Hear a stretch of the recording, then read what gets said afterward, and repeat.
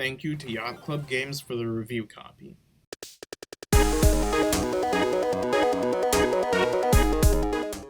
Shovel Knight Dig released on September 23rd, 2022, and was co-developed by Yacht Club Games and Nitrome. Shovel Knight Dig is phenomenal. I don't even know where to start, but I have to start somewhere, so let's just go with the intro. With little preamble, this game just drops you right into it. You get your loot stolen by a baddie, and you're immediately given control. You're able to test the waters and jump around, swing your shovel, and most importantly, dig. So you drop below and get right into it, and then the music starts. Besides everything in the game clearly pointing to the fact that you should be moving around and getting to your objective, the score by Jake Kaufman made me grab my controller and begin on my spelunking journey. In Shovel Knight Dig, you're restricted from moving upwards. You can jump, move horizontally, and dig lower, but the only thing that'll let you go back up is bouncing off enemies or aspects that can be interacted with in-game. On top of that, if you just stand around in the middle of a run, the game will throw a giant drill saw thing your way. The second it touches you, you get a game over. This exists as a time limit that adds pressure so that you don't just waste your time, but make the most of every second and action spent. If you're clever and nimble enough, you can actually throw a couple of attacks over in its way and incapacitate the thing.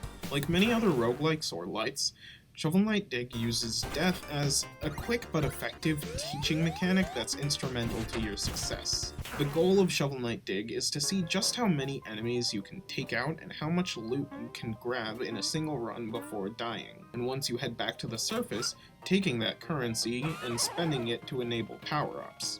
It's a gradual progress meter that stays consistently challenging, not only because of the variety of the enemies and the level design present, but because of the fact that the further you upgrade your character or buy new abilities to find in the middle of a run, the more a new upgrade costs.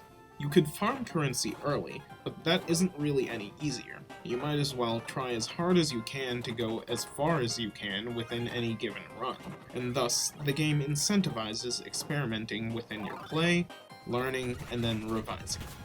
You do a run, you die, and then you look around at the rest spot to take in the gorgeous art and see if anything new is going on. And then obviously you do another run. In the several hours I've logged in digs so far, there's always been something to do. I've got to hand it to the developers because it's paced so well that it never feels exhausting. Levels end where it feels right to, and even then, most times I run through any given level, I haven't done every single thing, picked up every single item, killed every single enemy in there, because that pesky time limit keeps me on my toes and makes me think, you know what?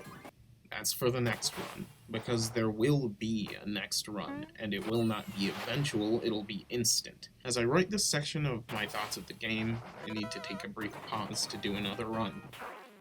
And I was doing so well. Until I wasn't. Shovel Knight Dig is addictive, and on top of all of the praise that I have for the gameplay loop, it's a beautiful looking game. Pixelated art bounces across the screen, and I'm somewhat envious of anybody who gets to look at this thing on their Switch OLED. Though it should be noted, it runs and looks great, both in handheld and docked mode on a normal Switch. Something that ruins my enjoyment when it comes to indie games is that whether it be to budget or anything else, the gameplay may be solid, but the art design is lacking. Call me pampered, but I love a pretty game. Shovel Knight Dig is beautiful. Furthermore, it has a sound design to match, taking me back to 2004 when I was playing Sonic Advance 3 on the GBA.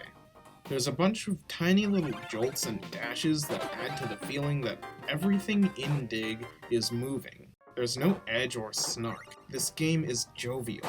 It takes pride in being an absolute delight. All of this being said, I'm a newcomer to the Shovel Knight series, and to Yacht Club Games as a whole. If this is the level of quality and downright fun that I can expect from a game that they've put out, then it won't be long before there's more just like these in my library. Shovel Knight Dig is elite,